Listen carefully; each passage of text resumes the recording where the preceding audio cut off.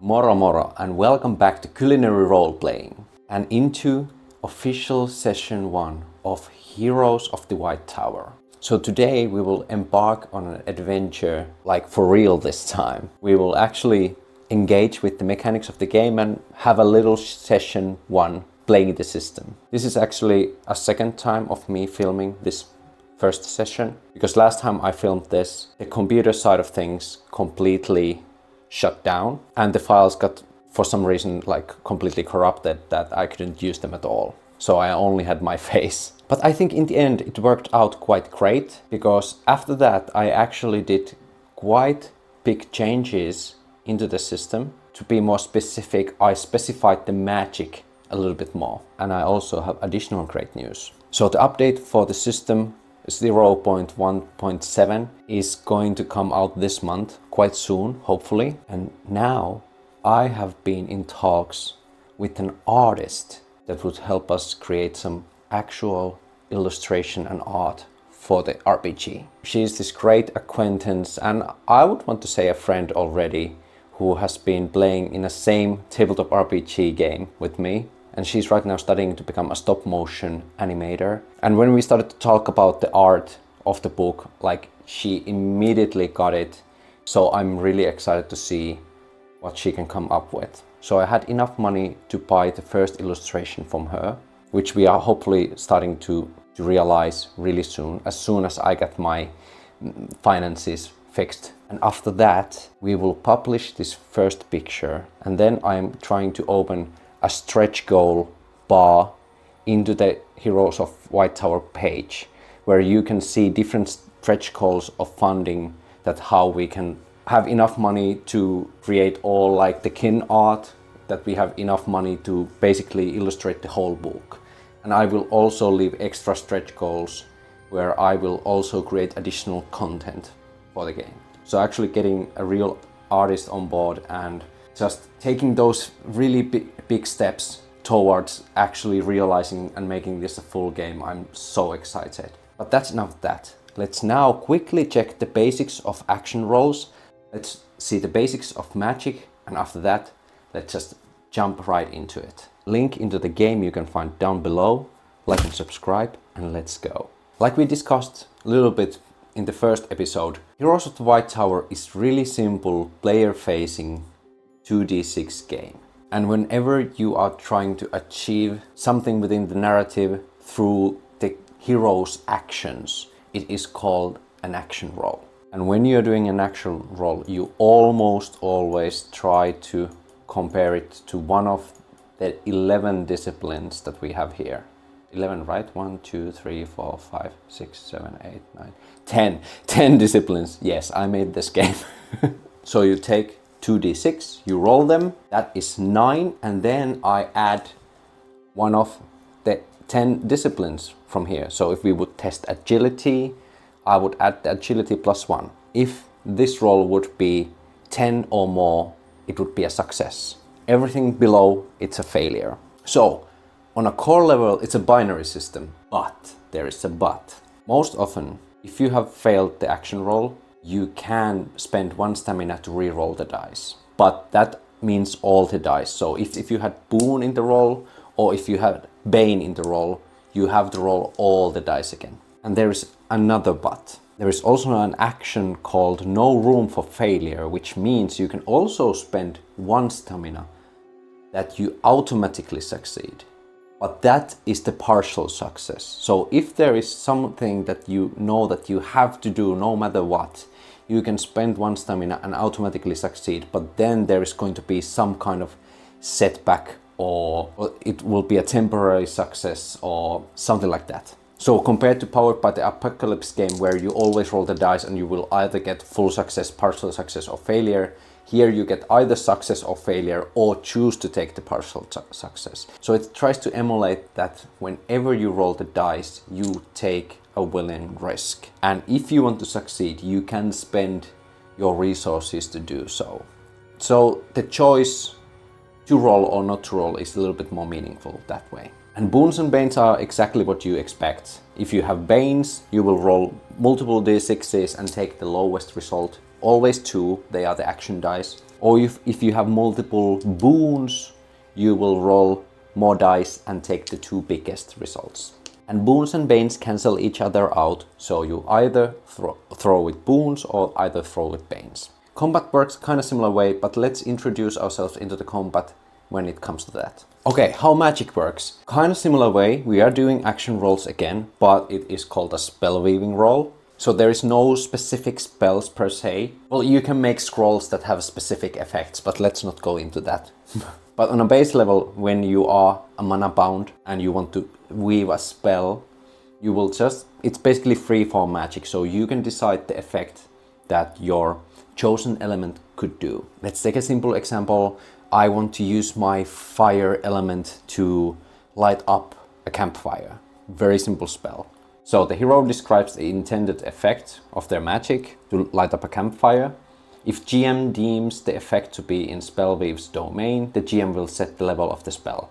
Light up a campfire as a fire elemental mana bound, not that big of a stretch and quite simple to do, so definitely it's going to be only first level spell difficulty. And then hero makes a spell weaving action roll, and then we will deal with the consequences. Then there is also options that you can make preparation if you have like right ingredients and all that kind of stuff. You can give yourself boons or take out the banes that the spell might have. When you are making a spell weaving roll or an actual roll to cast a spell, the difference is that you cannot use stamina to reroll the dice. And you won't use any of the disciplines listed, but you will use the number of your perk as a bonus. So if you have a mana bound perk level of 1, you add +1.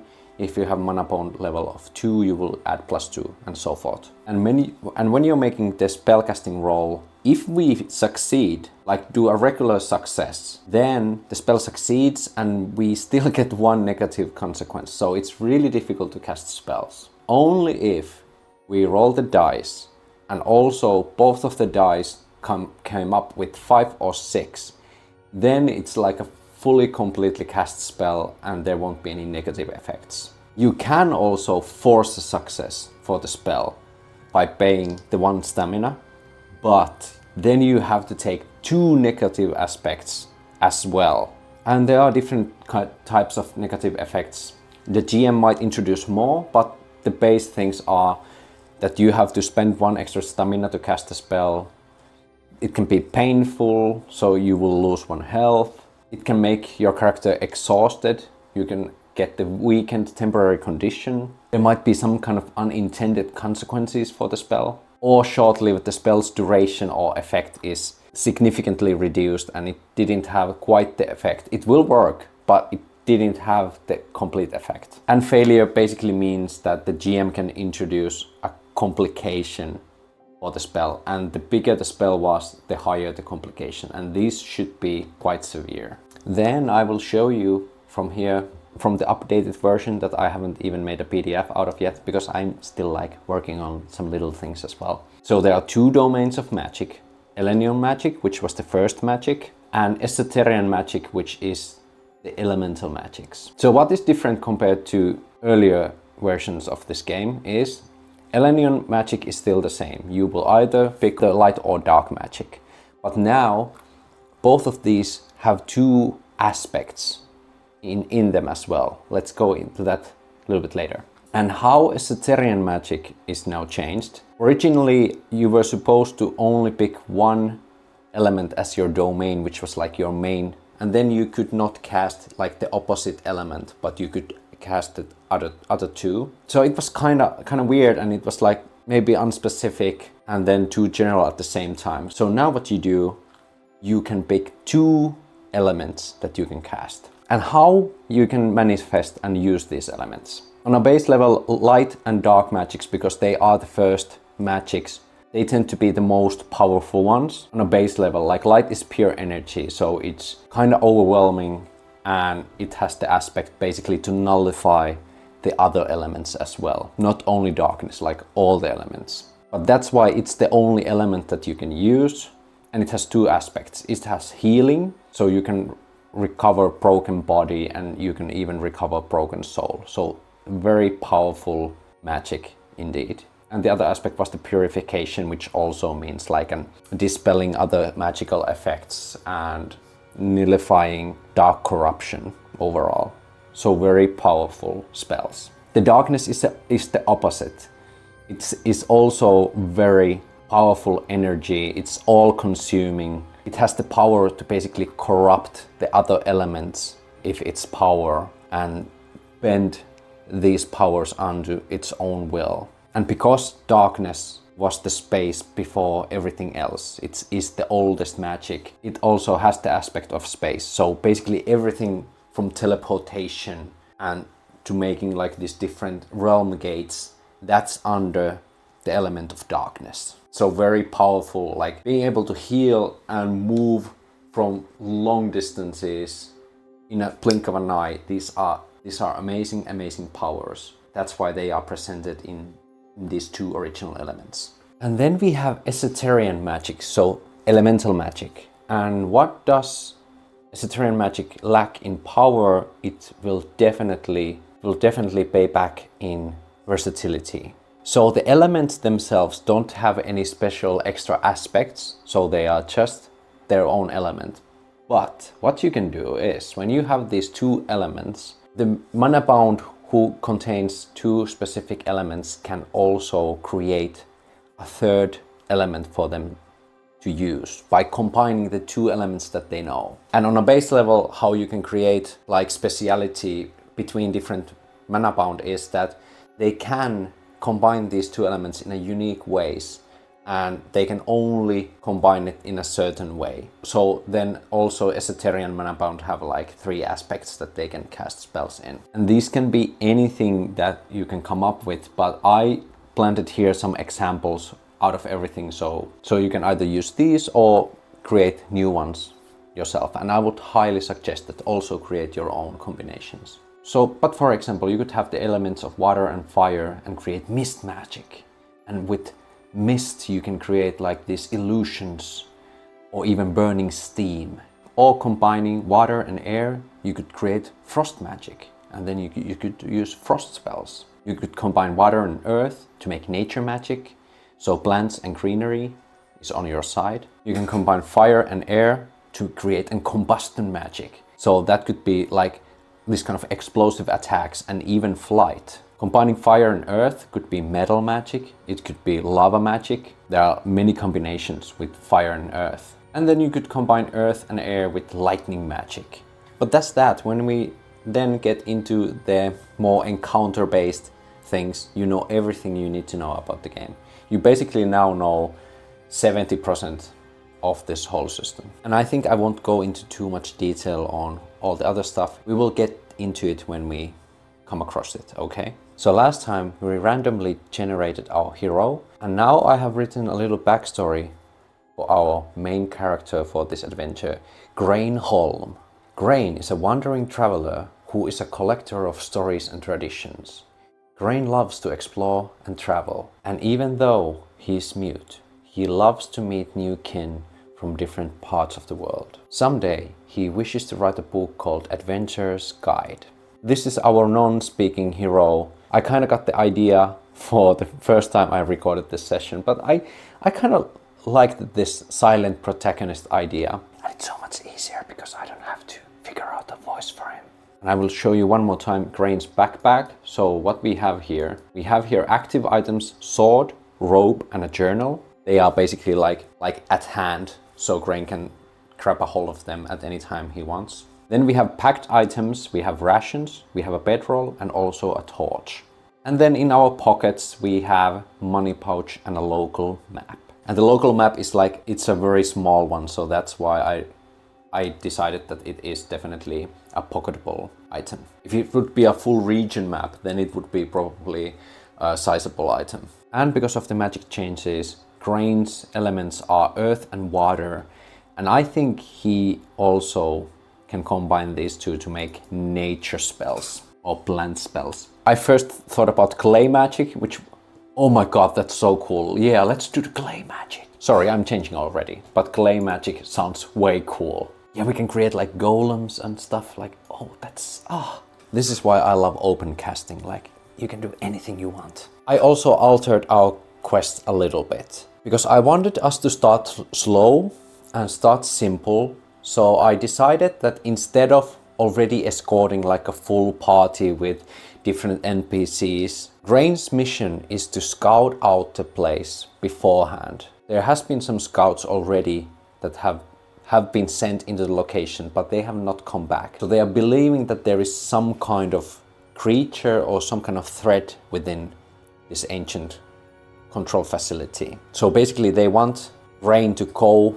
beforehand, completely scout out the location, find the source, and if not able to seize control and clear the area, then at least to discover what kind of threat is waiting adventurers rest in there, and then they can better plan who to send or how many individuals to send in there.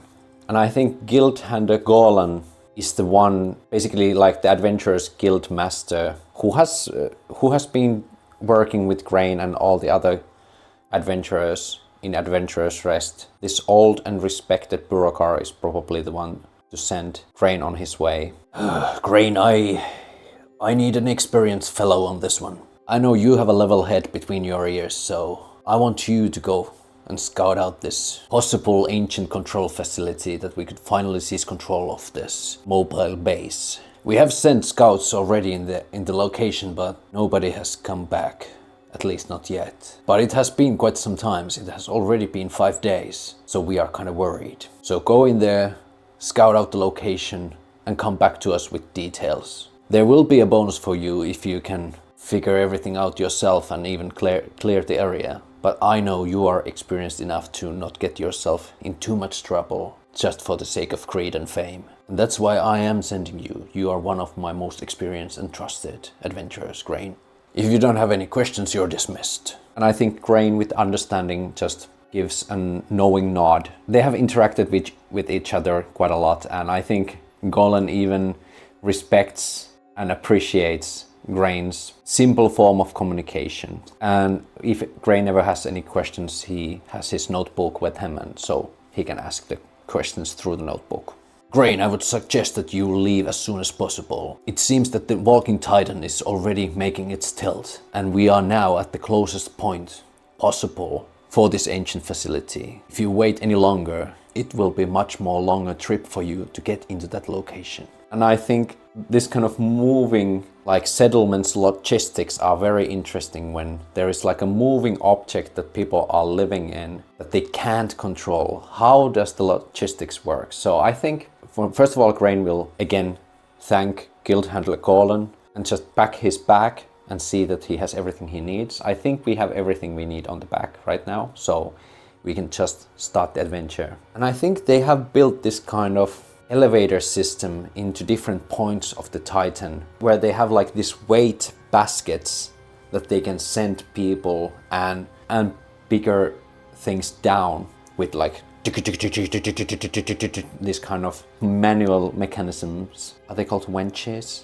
You know, these kinds of round things that you also have in boats and with other like castle drawbridges and such. So Grain doesn't waste any time. He packs his bag, he goes into the rear elevators of the Titans and wait until the creature, the Titan, has made the full tilt and then is getting dropped down by going into the elevator. And I think even the guards know Grain and say like, good luck, Grain, come back safe.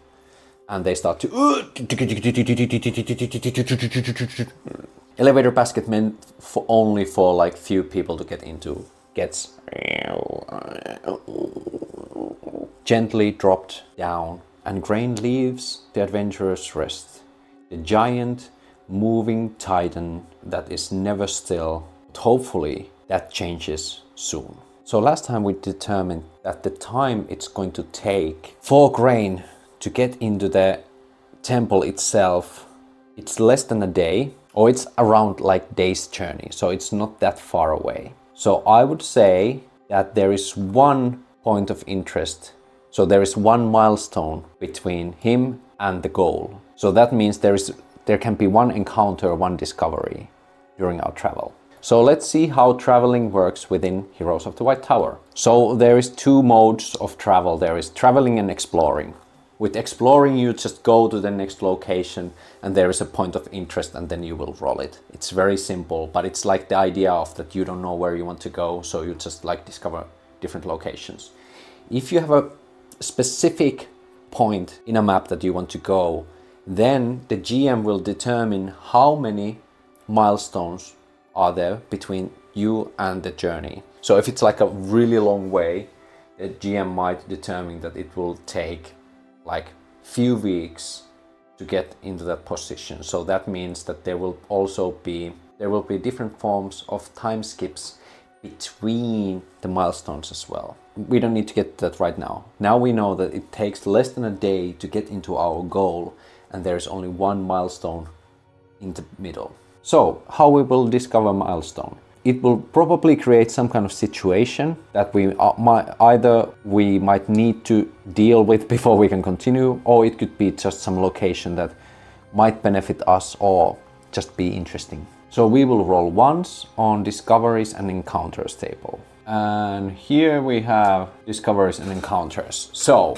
we need 2d6. The black one is for the column up there, and the white one is for the rows. So it's really simple to determine which goes where.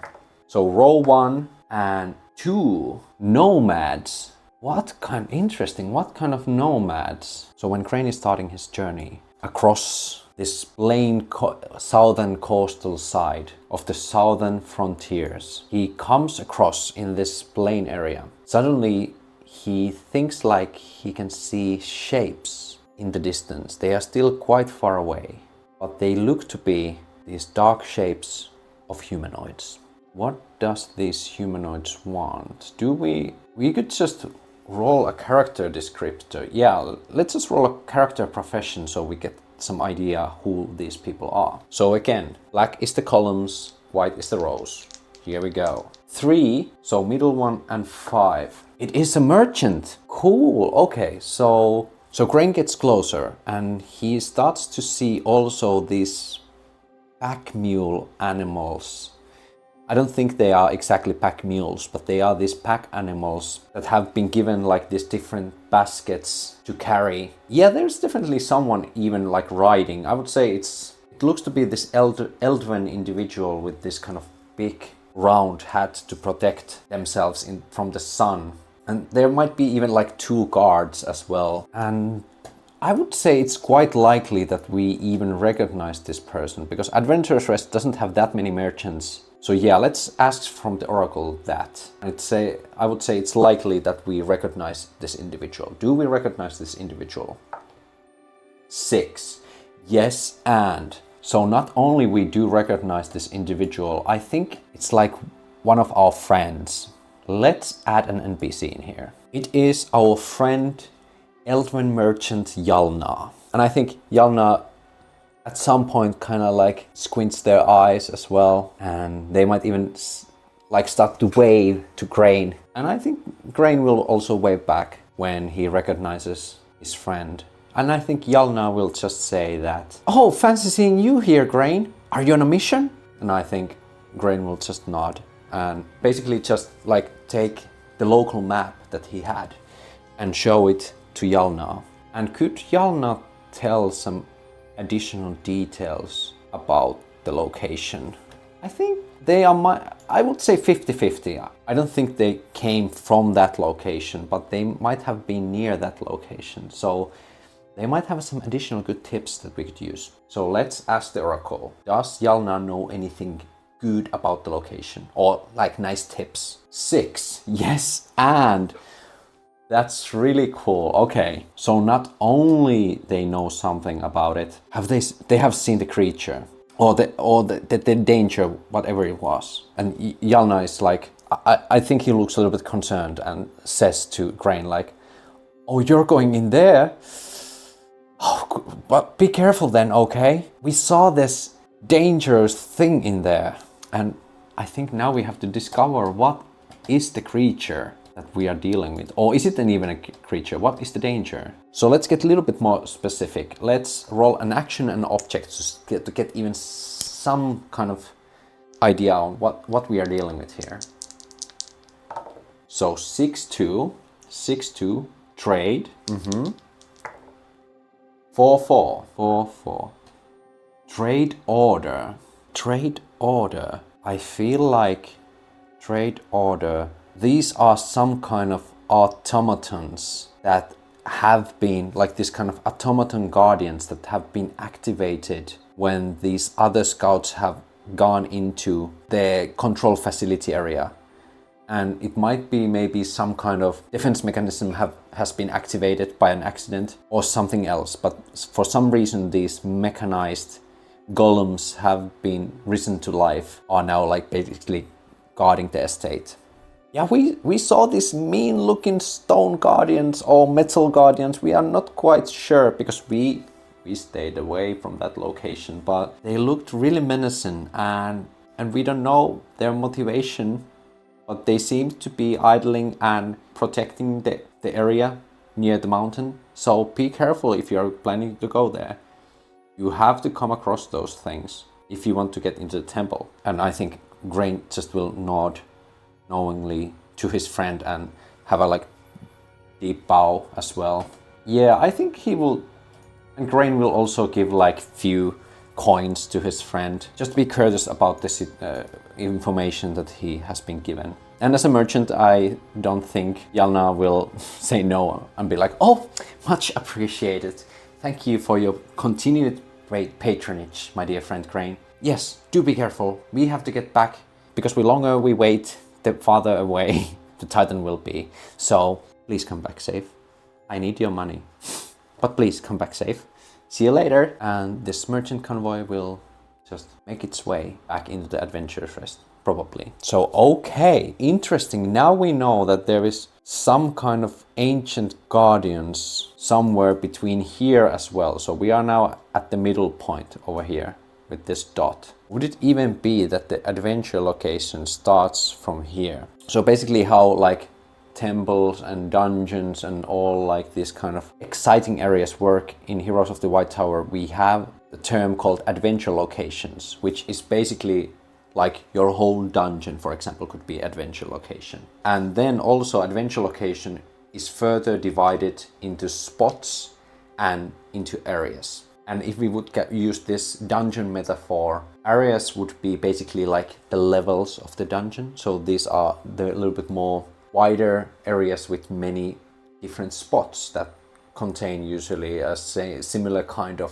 theme or vibe. And spots are basically like your individual, if it would be a dungeon, your rooms, your individual smaller locations where basically like the scenes happen, where the characters like usually are. That is a spot. So I would say this will be the first area of the dungeon that we will start to discover different things when we get deeper. Very cool. So we get into this thing right away. Now, when we know that we are in an adventure location right now, let us determine how many areas this location has. I would say we at least know that there is 2 areas. There's the area before we get into the temple itself, and then the temple might have varied amounts of areas. So what I will do, there is 3 different size categories. There is small, sizable, and huge. Just to keep things quite condensed, but still that there is something. I would say let's roll a 1d3 plus 1. So there's at least 2 areas and a maximum of 4 areas. Here we go. 5, which means that's 3. So there is 4 different areas that we are going to discover in this adventure location. So 4 areas. So we will first go spot by spot, and when we will roll doubles, we will find the final room of the area, which leads to the next area. And every spot might contain treasures, danger, and all that kind of stuff. So very simple.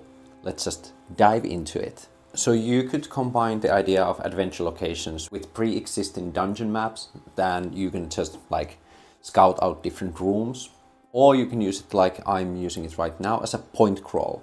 So here we have the adventure location number 1, Ancient Titan Control Facility. And our first area is the outside area of the facility itself. So the first area is the outskirts. And we will start from the spot 1 and make a discovery roll for that. If you go into adventure location that you are not familiar with, you can always also roll adventure location theme that will give you some inspiration on what kind of area we are talking about. But now we at least know that we are talking about the outskirts, so it's not really like necessary for us to add any theme to that. And now we will roll 2 aspects, and these 2 aspects will tell us what we can expect from the first spot. The aspect number 1, 5 and 2. 5, 2 in disguise. Okay. In disguise. And the aspect number 2, 4 and 2. Unfortunate circumstance in disguise. I know what this is. Oh, this is gonna be really bad. I want to make our first action roll.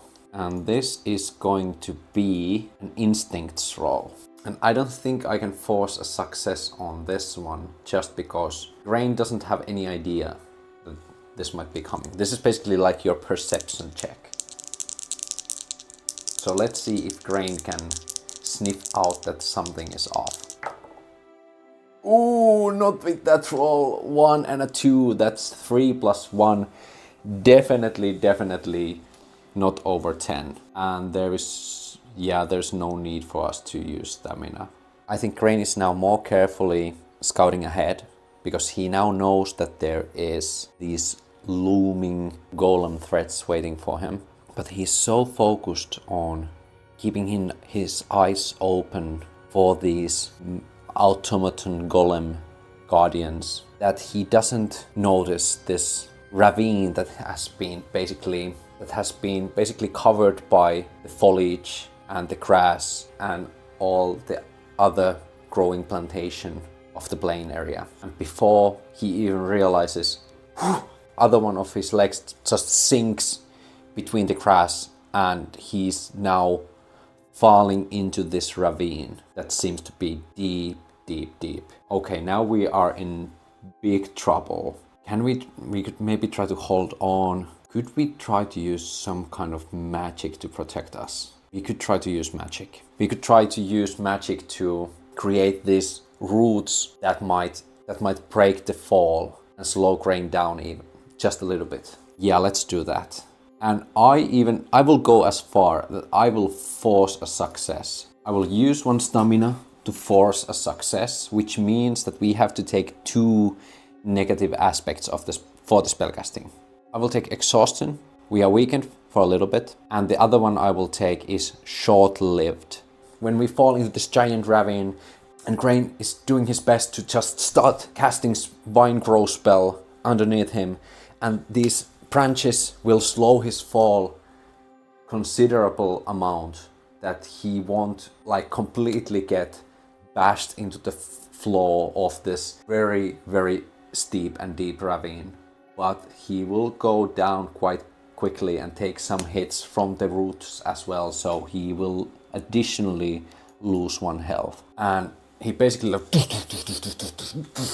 he falls completely down into the deep ravine. He's quite stunned by this quick fall, but soon enough he is able to gather his thoughts and he realizes he can't quite see in this dark ravine. There is some sunlight coming out from the spot where he fell down, but he can see that the ravine keeps going, but it is very well covered with all the foliage on the surface. So he takes a moment and takes the torch out of his back, lights it up, And I think he just thinks for himself that maybe this was a blessing in disguise. Maybe he can find some kind of way from the ravine to find another way in.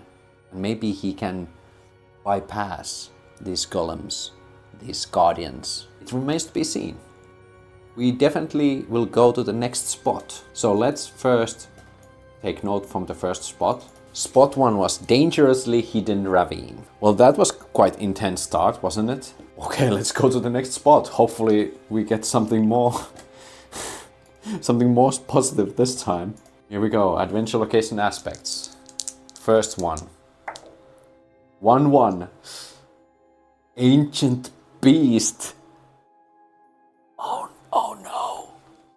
I have to double check. How did it go when we find the next floor? Will I roll another aspect, or will we just go with this? When a double is rolled, the spot only contains one aspect, the black aspect. Okay. In addition to the black aspect, a connection to the next area can be found from this spot. Update the new area and go to step 2. So there definitely is. But what kind of beast? An ancient beast lurks within here. Okay, whoa. This got serious quite fast. I first need to figure out, Oracle, I need you. We first need to figure out, is this a similar kind of, like this kind of ancient guardian golem that has also been fallen in here? Or is this something else? Or I think it's quite 50-50, isn't it? Because this is definitely accidental place, but we are quite near. So 50-50. Is this some kind, like similar kind of guardian golem, or is this something else? 4. Yes, but it is a similar kind of guardian golem. But I would say it is it's not that powerful. It is maybe a malfunctioning one. It is a golem that has also been like fallen into this ravine as well. So I think Grain walks carefully within the ravine, trying to find a suitable spot and possibly a cave hallway that would continue further and closer into the temple area. And he finds one. He finds one that seems to be leading towards the temple area itself. And he keeps going forward, and then he can see like this giant unmoving golem. And first he startles a little bit, but sees that it doesn't move at all. And it seems to be losing a limb. These golems are like humanoid shapes, but like bipedal, 2 legs, 2 arms, and one of its arms seems to be missing. And even there seems to be like a gash in its chest as well. It seems to be unmoving, so Brain will keep going. But suddenly you can see this small light and this weird sound next to him. And suddenly he can see the glowy eyes of the golem fixating into him. And it starts to rise up from the ground. And it is time for some kind of action. Well, I guess we go to the combat encounters. I wasn't expecting this. I was trying to save this to the next episode, but I guess not. So, different situations can be also determined by combat and encounters, which are basically the same thing, but it only means that everything happens action by action basis. Because normally we are in an exploration and adventuring mode where we will just narrate what our characters are doing, and sometimes we do some kind of actions.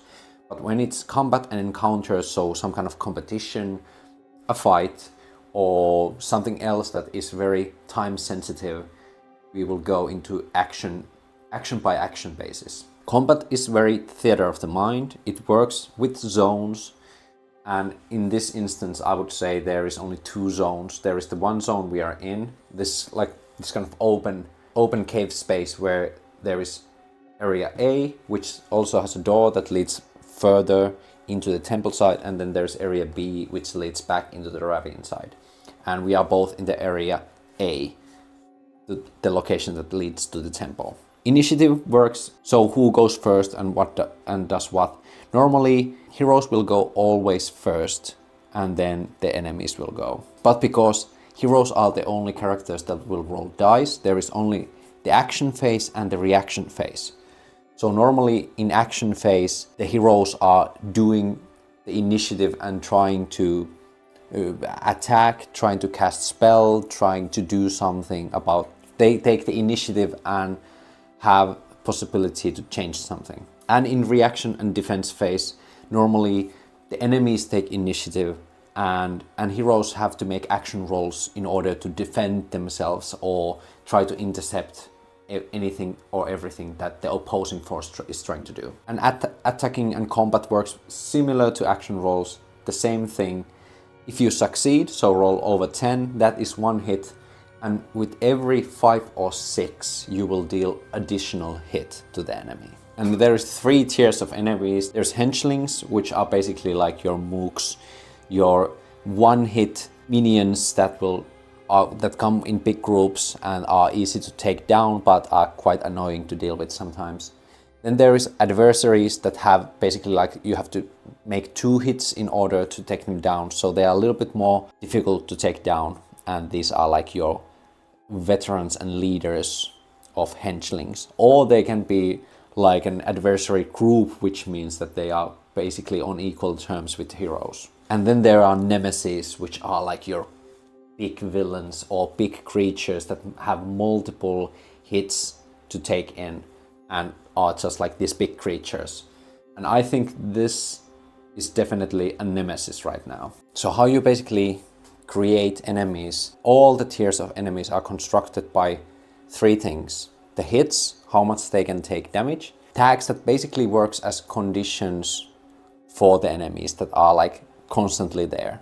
And then some creatures might have special abilities, but there are special abilities for enemies like heavy hitting, that when they have a hit against the hero they make 1 additional hits, or they might have ability of huge, which means that normal means don't necessarily hurt the enemy and the heroes have to do some extra stuff in order to hurt the enemy. And there's like regeneration and flight and all that kind of stuff. So I will quickly also explain the conditions before we get into the encounter. Conditions are basically the ways we also create boons and banes in this system. Conditions can be positive, conditions can be negative. And why most of the things in this game come from conditions is because this is a hero-focused game. And we roll every roll and compare that to hero stats. So we are basically exploring and watching this world through hero's perspective. So of course the world will cause different kinds of conditions that will either hinder or help the hero. Or sometimes the opposing forces might have some tags that will either help or hinder the hero. But usually all the things that are enforced or acquired by the hero are either momentary condition and lingering condition. Momentary condition just means that it might take 1 or 2 rounds and it's just like a momentary setback. Lingering condition is that it might take a varied amount of time for the character to recover or to lose a certain type of condition. And most often if you want to lose a lingering condition, something needs to be done. Like for example, your character would be binded into a rope. That could be binded to lingering condition, which means that everything the character tries to do is with 2 bane because they are tied up. And what might be appropriate to the narrative, like they can't do anything with their hands. But to lose binding lingering condition, someone would probably need to untie the ropes, or the hero has to try to do something in order to lose the ropes, right? To get released from the binding. Very simple. It's not like very mechanic heavy. Everything is done through action rolls, and sometimes you might get conditions that give you boons and banes, and then you have to do action rolls to lose them. I have made a conscious effort to try to include every aspect into action rolls, that everything is decided through action rolls. It was definitely surprising, but I would still say that we start from the hero's turn because it took some time for this machine to really get back on its feet. And Grain had some time to unsheath his sword, and he tries to now size up this ancient creature that is in front of him. Grain sees that this is really difficult position for him to fight head on. Because it is a heavy Ancient Guardian, I would definitely say that in melee combat, Grain is outmatched right now. And outmatched means that if somebody has a heavier weapon category than you will take a bane to your roll. Or if you are a hero, you will get a boon to your roll. So we need to figure something out in order for us to get into the elevated position. I think Grain will try to cast a spell again, a earth magic that will quickly create this pillar from ground. And Grain basically tries to take some momentum, and the pillar pushes him up like a trampoline, and he tries to take some air momentum and get a good like this kind of drop hit into this creature. So first we need to determine if the spell succeeds. And for that, of course, we need to roll the dice. And we have lost already 1 health and 1 stamina, so I don't think we can take 1 stamina and force a success on this one. I did not include the weakened temporary condition because it was only temporary and we already moved into our next location, so that's why it is not in effect here. Luckily. Yeah, I don't think there's nothing to it. We just have to try to do it. Okay, it's +2. We need to get 10. Wish me luck. Oh, here we go. Second action roll. The first one wasn't too great and we can't re-roll. Oh, yes! Yes! Oh, that is 10 from the dice alone, and that's 12. Unfortunately, that 4 wasn't a 5, so we are not safe from completely not straining from the spell. I will say it is short-lived, which means, yeah, let's take the short-lived negative effect for this one, which means that because Crane had to do the spell so fast and jump right into the air, it leaves a clean shot for the golem to take before he can actually be in a position where he can try to land the blow. So there is first going to be now a reaction time where Rain has to defend against an attack. But he has an elevated position, momentary condition right now. And now he can, I would say he has to do a melee reaction roll for this golem, because the golem is now seeing Grain jump into the air and closing in, and the golem just tries to reactively send its arm and try to like grab a hold of Grain. So Grain has to do everything in his power to like parry the hand to the side and then make it the attack. And like I said, it is heavy, so I would put 1 bane into this roll, but we also have now the elevated position, momentary condition. I would say these cancel each other out. So we will make a straight roll using our melee. Here we go.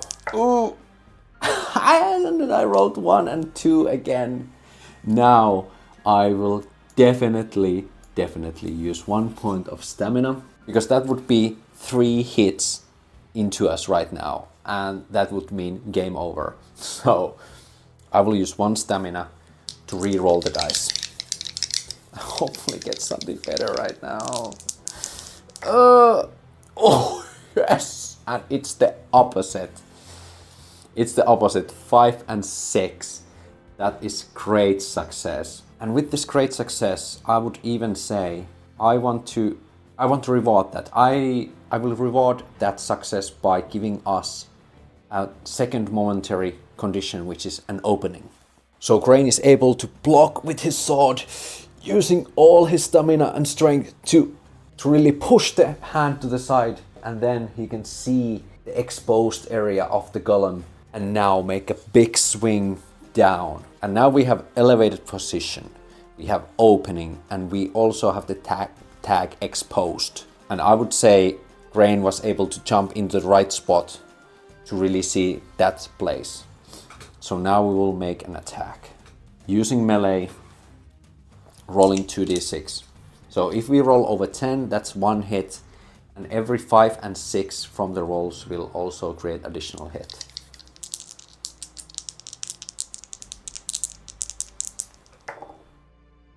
Oh, that is only 5. 5 plus 3. 5 plus 3 is 8, which is not enough. Do I want to use the warriors Do I want to use the warrior to make the 1 to be 6? Because I have the warrior ability that I can use stamina to not reroll, but to change one of the dice into 6. But that means I won't have any more stamina left to defend. Oh, this is hard. This is hard.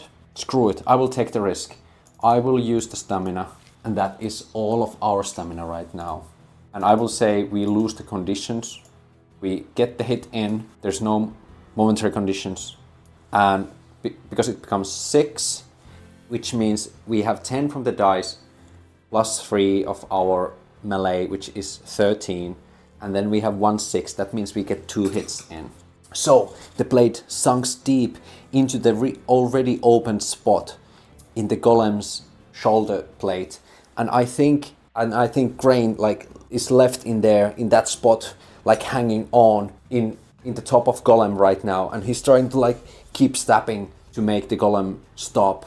But before he can even do anything else, the arm is already coming back from the side and tries to grab him and basically like throw him off. So we need to do a reaction roll again to defend ourselves. We could either use agility in order to dodge out of the way.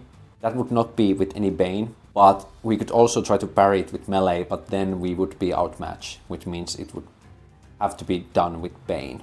But we are on top of it right now. So I would say I spoke too soon. I think we still have the elevated position. We still have the elevated position condition. So that means 1 bane, 1 boon, so straight roll. Let's do that. Grain is in that elevated position. He can see the arm coming closer, and he knows he has to basically like pull the sword, and then he just tries to again just slash the hand and just make it reel back again. There is no saving magic or anything like that right now. This is all there is. Here we go. Oh, 6 and 4. That means 10. So again, he's able to use his sword to block the attack again, and now sees another opening. I mean, I don't think there's nothing else to it. Right now we just need to dispose this machine as fast as possible. We have elevated position, and we also have the exposed. So we get 2 boons for this next attack roll. So we will roll 4 dice. Hopefully this is enough. Let's go. Ooh, and it is. We get 4 and 5, which means this is 9 plus 3. It's 12, and that is 5. So it gives us exactly the second hit we need. So Grain is able to stab the sword in right place and then twist it a little bit, and the golem is like shuts down, and I think Grain will just slowly slide down from the golem itself as well, and looks exhausted. But he's now survived and cleared the first area, the outskirts of the facility. Oh, so Grain survived.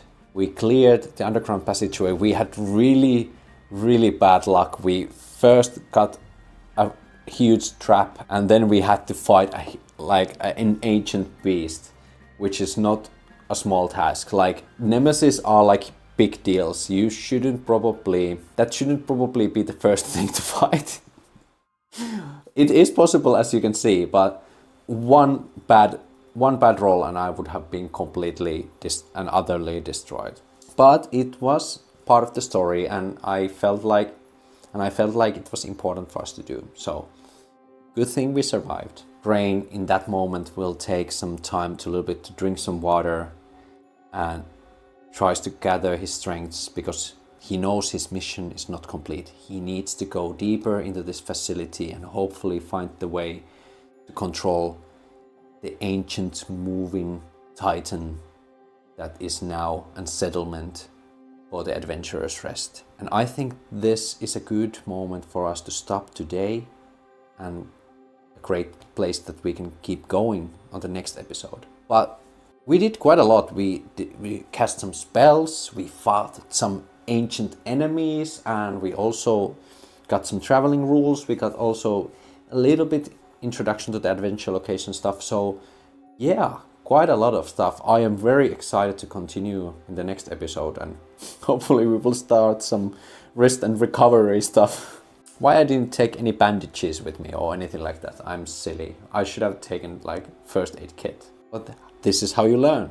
Remember to take some stuff with you. But yeah, very basic ideas how the system is moving, and I really enjoy it so far. I have no complaints myself, at least. Hopefully you liked this episode of Heroes of the White Tower playthrough tutorial. If you haven't subscribed yet, do it now! Now's your chance before it's too late. And I'm also really excited to welcome all the new culinary role-playing guild members that have planned now to join by using the YouTube membership. Being a part of Culinary Role-Playing Guild, you will get exclusive access. No, you will get an access to this game even after I stop using the free beta model, which probably is going to be somewhere during this year. That's like my goal, to fully release this game during this year, at least like PDF form. And then we can start to talk about like actual like book releases. Wow, that's amazing. But yeah, as a member you will always get the book, the latest version PDF for free. There's some other extra nice stuff that I have planned for the future, and you can also vote for the future videos, what videos you want to see next. But that's all for me today. Now it's moro moro, and I hope I see you next time.